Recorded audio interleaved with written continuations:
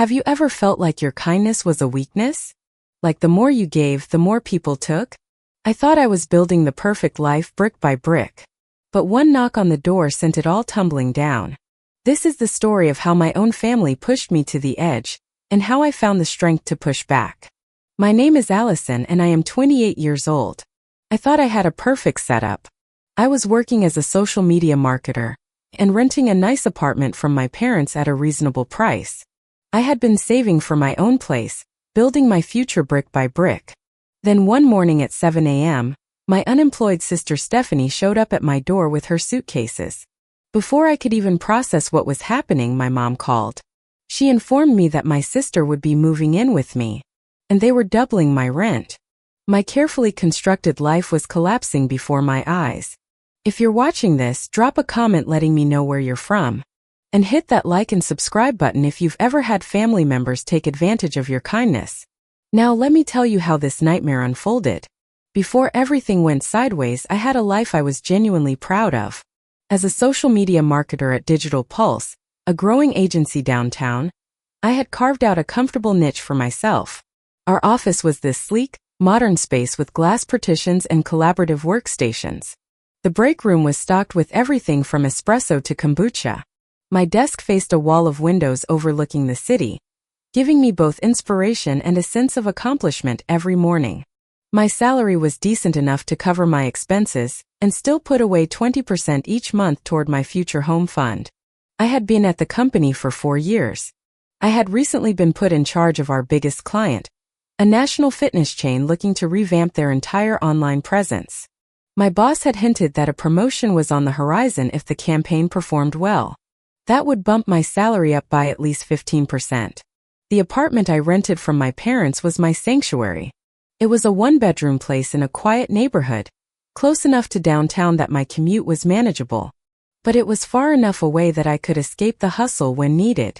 When my parents purchased the building as an investment property 5 years ago, they offered me one of the units at a below-market rate. It seemed like a blessing at the time. Over the years, I had poured my heart into making that space my own. The living room featured a plush sectional sofa that I had paid off over 6 months.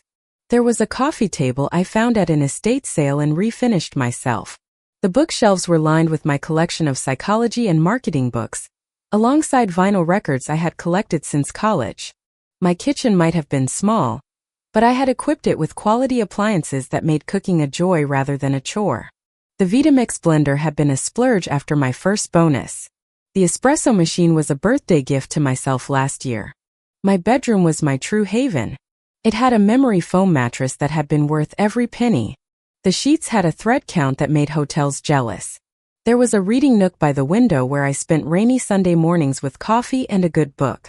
Every item in my apartment had a story, representing years of careful selection and financial planning. My long-term financial goals were clear and on track. With my consistent savings rate and the projected promotion, I estimated I would have enough for a down payment on my own place within 3 years.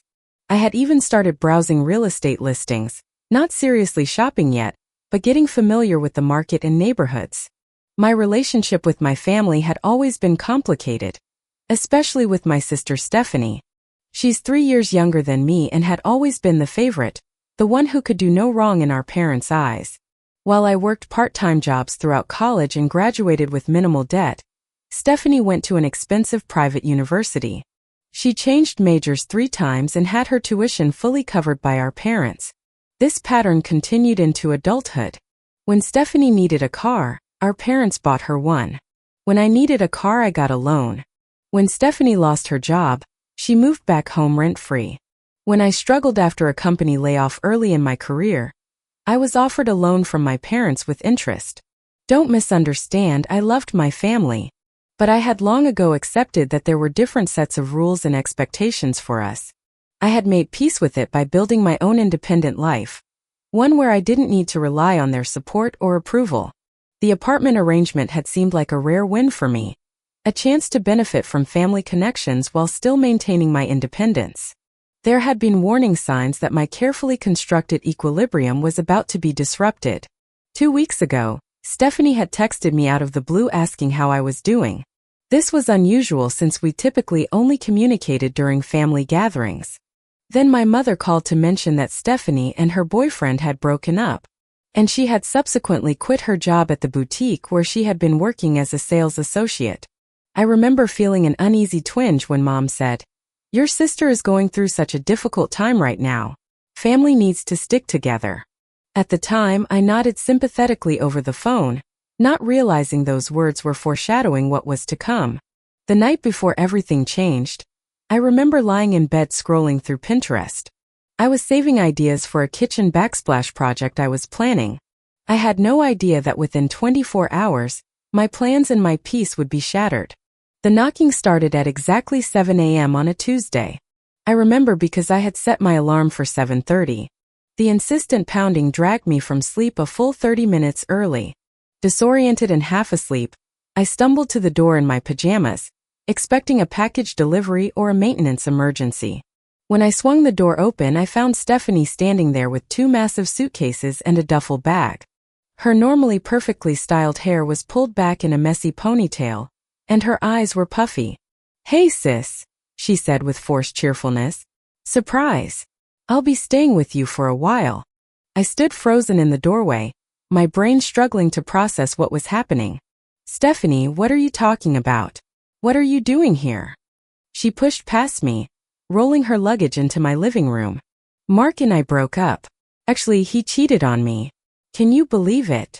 Then my boss at the boutique was being completely unreasonable, so I had to quit. I can't deal with the toxic work environment on top of heartbreak." I closed the door slowly, trying to gather my thoughts. "I'm sorry about Mark and your job. That's really tough. But Steph, this is a 1-bedroom apartment. There's no space. Why didn't you go to Mom and Dad's?" Stephanie flopped dramatically onto my sofa. "Their house is being renovated. The guest room is completely torn apart. Besides, Dad snores so loudly now, and Mom has been on this health kick. I would go crazy there." She looked around my apartment appreciatively. "This place is perfect. You've always had great taste, ally." I winced at the childhood nickname I had outgrown years ago. "Stephanie, I work from home 2 days a week. I need my space. This really won't work." Just then my phone rang. I glanced at the screen and saw my mother's name. A sinking feeling settled in my stomach as I answered. "Allison, your sister is there, right?" Mom didn't wait for my confirmation. "I want you to make her feel welcome. She's going through a very difficult time and she needs family support." "Mom, I understand she's having a hard time, but my apartment is too small. Maybe we could help her find a place of her own," I suggested. "Jessica isn't family," my mother replied sharply. "Family takes care of each other, Allison. This is not the time to be selfish." I took a deep breath, moving to my kitchen so Stephanie wouldn't overhear. "It's not about being selfish, Mom. There's literally no space here. She can sleep on the couch. It's temporary until she gets back on her feet." The tone in my mother's voice made it clear this was not a suggestion. "How temporary are we talking about?" I asked. "As long as she needs," Mom replied vaguely. "Now stop being difficult. I raised you better than this." The implicit threat was clear. My father would take an even harder line. "Fine," I conceded, the defeat weighing heavily in my voice. "She can stay for now." "That's my good girl," Mom said, instantly warm again. After hanging up, I watched as Stephanie continued making herself at home. "The couch pulls out into a bed," I said, forcing a neutral tone. "We'll need to put it back during the day so I can work." Stephanie barely looked up. "Actually, I was thinking I'd take the bedroom. The living room gets so much light, and you know I'm not a morning person." I stared at her, disbelief rising. "Stephanie, this is my apartment. I'm not giving up my bedroom." She looked at me with an expression of hurt and indignation. "Wow, Ally, I just lost my boyfriend and my job. I'm at my lowest point and you can't even make a small sacrifice." I held my ground. "You can have the couch. That's already a compromise." My phone buzzed with a text from my mother. "Be kind to your sister." "Fine," I said through gritted teeth. "You can use the living room, but we need to establish some ground rules." Stephanie's face instantly brightened. "You're the best sister ever. This is going to be so fun. I didn't have the heart to remind her that sharing a room as kids was far from idyllic. As she cheerfully continued unpacking, I texted my friend Laura. SOS. Stephanie just moved in. Send wine and patience. Laura's response was immediate. Oh no. Coming over tonight with emergency supplies. Hang in there. Looking at my sister, I wondered how long I could actually hang in there before something had to give. The first week was every bit as challenging as I had feared. While I maintained my regular schedule, Stephanie typically slept until noon. My once peaceful living room was transformed into her personal boutique and makeup studio. On Wednesday morning during an important video call, I had to carefully angle my laptop camera to hide the mess. When my boss commented on my unusual background, I mumbled something about redecorating. But addressing anything with my sister proved nearly impossible. When I suggested she look for a new job, she sighed dramatically and said she was taking time to heal. When I asked her to clean up, she promised she would but never got around to it. When I mentioned the increase in my grocery bill, she reminded me that she was going through a trauma. By the end of the first week, my carefully stocked refrigerator had been raided. My meal prep containers were mysteriously empty. The expensive specialty coffee beans I treated myself to were nearly gone. Even my hidden stash of dark chocolate had been discovered and depleted. Stephanie, I said one evening, we need to talk about some house rules. She looked up annoyed. Can it wait until a commercial break? No, it can't. I sat down and pulled out a notepad. First, we need quiet hours. Second, we need to discuss shared expenses. Third, we need to talk about personal space. Stephanie rolled her eyes. Are you seriously giving me a roommate contract? I'm your sister. That's exactly why we need clear boundaries, I explained. She laughed and turned back to her show. You've always been so uptight, ally. Just relax. How long is it then? I pressed. Have you started looking for jobs or apartments? She sighed heavily. Can you stop pressuring me? Mom and Dad said I could stay here as long as I need to. That was the moment something clicked. What exactly did Mom and Dad tell you? Stephanie shrugged. Just that you had plenty of space and could use the company. My blood began to boil. I stepped onto my balcony and called my parents. My father answered. Dad, did you tell Stephanie she could move in with me indefinitely without asking me? There was a pause. Allison, your sister is going through a difficult time. The apartment is plenty big enough. But it's not temporary, is it? She has no plans to look for a job or her own place. My father's tone hardened. Your mother and I give you a significant discount on rent. Many people would be grateful. The implicit message was clear. The apartment wasn't really mine. I am grateful, I said carefully, but I also need to live my life. Stephanie isn't respecting my space. You've always been the responsible one, Allison, my father said, his voice softening into a manipulative tone. Be the big sister. The situation continued to deteriorate. Stephanie invited friends over without warning. She borrowed my clothes and returned them stained. The water bill doubled. The electricity bill spiked. My peaceful morning routine was shattered. My evening relaxation was impossible. The impact on my work began to show. I missed a deadline for the first time in my career. My boss Diane called me in for a check-in. Is everything okay at home? She asked. I opted for a simplified truth. Family issues. My sister is staying with me temporarily. Diane nodded sympathetically. Family can be complicated. Just don't let it affect your work for too long. That evening, I found myself staying late at the office, reluctant to go home. I canceled plans with friends, embarrassed by the state of my apartment. One night, after finding Stephanie had used my expensive face serum and emptied the bottle, I broke down. I called Laura sobbing. I can't do this anymore. I'm a guest in my own home. My parents won't listen. Have you considered looking for another apartment? Laura suggested gently. On such short notice? My parents charge me about 30% below market rate. I can't afford something comparable. Maybe not comparable, Laura acknowledged, but something that is yours. Is your sanity worth the price difference? As I looked around my once peaceful sanctuary, I realized Laura might be right. But before I could seriously consider that, things took an even more dramatic turn. Exactly 1 month after Stephanie moved in, I received a call from my father. His tone was unusually formal. "Allison, your mother, and I would like to have a family discussion this evening. We will come by around 7 p.m. A sense of dread settled in my stomach. I spent the rest of the workday distracted. By the time I arrived home, Stephanie had tidied up the apartment, a first since her arrival. At precisely 7 p.m. our parents arrived. Mom brought a casserole and Dad carried a folder.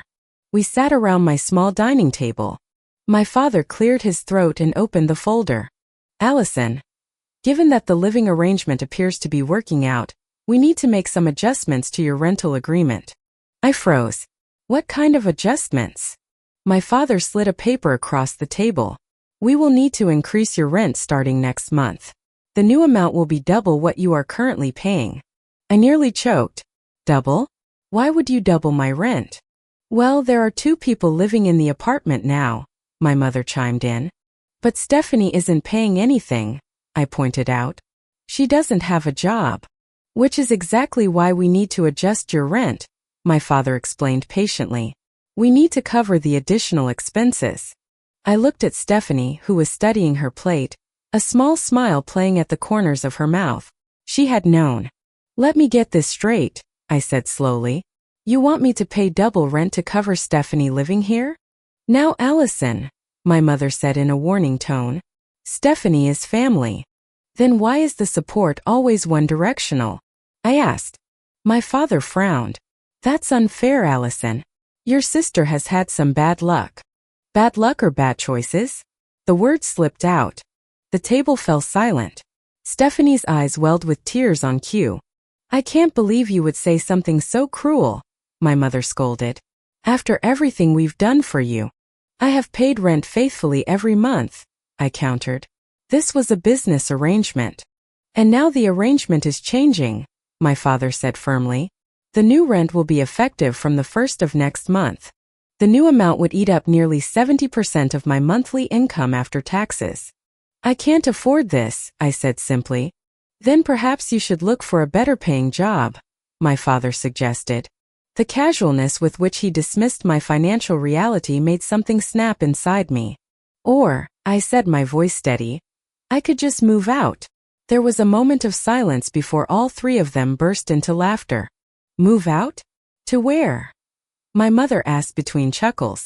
"You wouldn't find anything close to what you have here, even at the increased rate," my father added.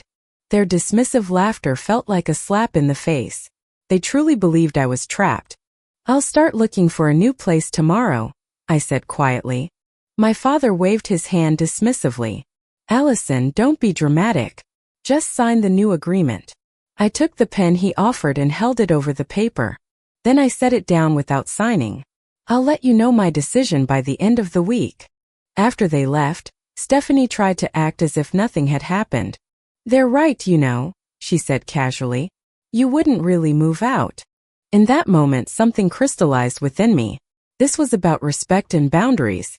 I went to bed without responding, but I lay awake for hours, my mind racing. By morning, I knew exactly what I needed to do. The next day, I called in sick to work. As soon as Stephanie left, I sat down at my dining table with my laptop. First, I assessed my financial situation. I had a substantial emergency fund. It could cover first and last month's rent, a security deposit, and moving expenses. Next, I reached out to 3 real estate agents specializing in rentals. One of them, a woman named Vanessa, was optimistic. "The market is tight but not impossible," she assured me. While waiting, I turned my attention to my current lease agreement. I was on a month-to-month arrangement with a required 30-day notice to vacate. More importantly, there was no clause about the furniture. Everything I had purchased was legally mine. I texted Laura, whose brother was a real estate attorney, to be certain. Kyle confirmed that unless specifically stated in the lease, any furniture I purchased belonged to me. Armed with this knowledge, I felt more confident. By the end of the day, Vanessa had sent me 5 potential apartments. The following day, I took another personal day and toured all 5. The 5th apartment was the smallest, but it had been recently renovated. It was in a secure building, and the landlord was willing to work with my tight timeline. I signed the lease on the spot. As I left the building, I felt a strange mixture of anxiety and exhilaration. Back at my soon-to-be former apartment, I began planning the logistics. I researched moving companies, but the quotes were too high for such short notice. So I reached out to my circle of friends. Within hours, I had assembled a volunteer moving crew of 6 people with 2 pickup trucks and an SUV. The final piece of my plan involved timing. My parents and Stephanie would be gone for the weekend for a family reunion. This gave me the perfect opportunity. I scheduled the move for Saturday. This wasn't just about escaping an unfair financial situation. It was about finally standing up for myself. The night before my parents' planned ultimatum meeting, I texted my father. "I have made my decision about the apartment. I will discuss it with you when you return on Sunday." He responded immediately, "We need to resolve this before the weekend."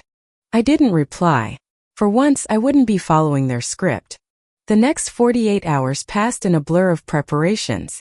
By Friday evening, as I watched Stephanie pack for the family reunion, I felt an odd sense of calm. "Are you sure you won't come?" she asked. "I have too much work to catch up on," I replied truthfully. As her rideshare pulled away, I looked around the apartment that had been my home for 5 years. By this time tomorrow it would look very different, and so would my life. Saturday morning dawned clear and bright. By 6 a.m., I was already sorting through the final items. My phone buzzed with a text from Laura. "Operation Independence Day is a go. Troops arriving at 0800 hours." By 7:30, the first knock came at the door. Laura arrived with coffee and bagels. Within the hour, the rest of my volunteer crew had assembled. We worked with surprising efficiency. By noon, my bedroom was completely empty. We broke for a quick lunch of delivered sandwiches, sitting on the floor in a circle. "How are you feeling?" Laura asked quietly. "Sad, angry, relieved, proud. All of it at once," I said. She squeezed my hand. "You're doing the right thing. This is long overdue." The afternoon continued at the same pace. We made 3 trips to my new apartment. By 3:30, we were down to the final items. The apartment that had been so carefully furnished now stood eerily empty. I did a final walkthrough, making sure I hadn't forgotten anything. In the kitchen, I left an envelope on the counter containing my keys, the next month's rent check, and a brief letter. As I stood in the empty living room for the last time, Laura put her arm around my shoulders. "Ready?" she asked gently. I nodded, unable to speak. With one final look, I closed and locked the door behind me. The reaction came sooner than I expected. We were celebrating with pizza and beer when my phone exploded with notifications. First came texts from Stephanie. "What the hell, Allison? Where is all the furniture? Mom and Dad are furious." Then came the phone calls. I let them all go to voicemail. My mother's voice was nearly hysterical. "Allison Elizabeth, what have you done? Is this some kind of joke?" My father's message was colder. "This is completely unacceptable behavior. That furniture belongs in that apartment." I waited until my friends had left before I finally called my father back. "Explain yourself," he demanded. "I decided to move out," I said calmly. "I gave proper notice, paid the final month's rent, and took my belongings." "Your belongings?" he sputtered. "That furniture belongs in the apartment." "Actually, no," I replied. "Every piece of furniture was purchased by me. I have receipts." There was a moment of stunned silence. "This is not about legalities, Allison. This is about your sister having nowhere to sleep. There are air mattresses at Target for under $50, I suggested. Or she could stay at your house." Another silence. I realized there probably had never been any renovations. "Where are you?" he finally asked. "I have a new apartment," I said, not volunteering the address. "It's smaller, but it's mine." "This is not over," he warned. "Is that what you wanted? To hurt your family?" The guilt trip almost worked, but I held firm. "What I wanted was to be treated with respect," I replied evenly. "What I wanted was for my boundaries to be acknowledged." "No, Dad. This is me making a choice about my own life. Stephanie can stay there if she wants, but she'll need to get her own furniture." I heard my mother's voice in the background, and then her tear-filled voice came through. How could you do this to your sister, to us? Mom, I have done nothing wrong. I simply moved out. But where is Stephanie supposed to sleep? There's nothing left. The same place she would have slept if I had never lived there. The apartment was unfurnished when I moved in. That simple fact seemed to stop her short. I never thought you would actually leave, she said, a different tone in her voice. It wasn't respect, but perhaps the beginning of it. The conversation ended shortly after with vague threats. I hung up, feeling drained but strangely peaceful. For the first time in my adult life, I had drawn a line and held it. In the weeks that followed, I settled into my new apartment. It was smaller, but it was a sanctuary of my own making. The quiet was the most beautiful sound I had ever heard. My work performance soared, and that promotion my boss hinted at? I got it. The 15% raise made my new, smaller apartment feel like a palace.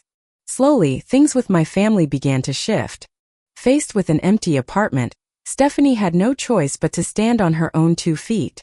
She got a part-time job. Then she found a roommate and started paying her half of the rent. About a month later, she texted me, asking to meet for coffee. I didn't think you'd really do it, she admitted, stirring her latte. It was kind of badass. For the first time, we talked like sisters, like equals. She apologized, and I told her we all just had unhealthy patterns. My parents saw the change in her, and in turn they started to see me differently too. There were no grand apologies, but their actions spoke louder than words. My dad called for financial advice one day. My mom sent me a picture of a couch she saw, asking if I thought it would look good in my new place. It was a slow, quiet healing. Last weekend, we all went out to dinner for my birthday. Stephanie and I were laughing about a childhood memory, and I looked across the table at my parents. They were watching us, and they were both smiling a genuine happy smile. It wasn't the life I had planned, but it was so much better. I didn't just move out of an apartment. I moved into my own life. I learned that setting boundaries isn't selfish. It's an act of love for yourself and sometimes for your family too. It teaches them how to love you back in a healthier way. My story has a happy ending, and I hope yours does too. Have you ever had to make a difficult decision that ultimately led to a healthier relationship with family? Share your experiences in the comments below. I'd love to read them and build a community of support right here. And if this story resonated with you, please hit that like button, subscribe for more content, and share it with someone who might need to hear that it's okay to stand up for themselves. Thank you for listening. And remember, sometimes the most loving thing you can do is love yourself enough to say no.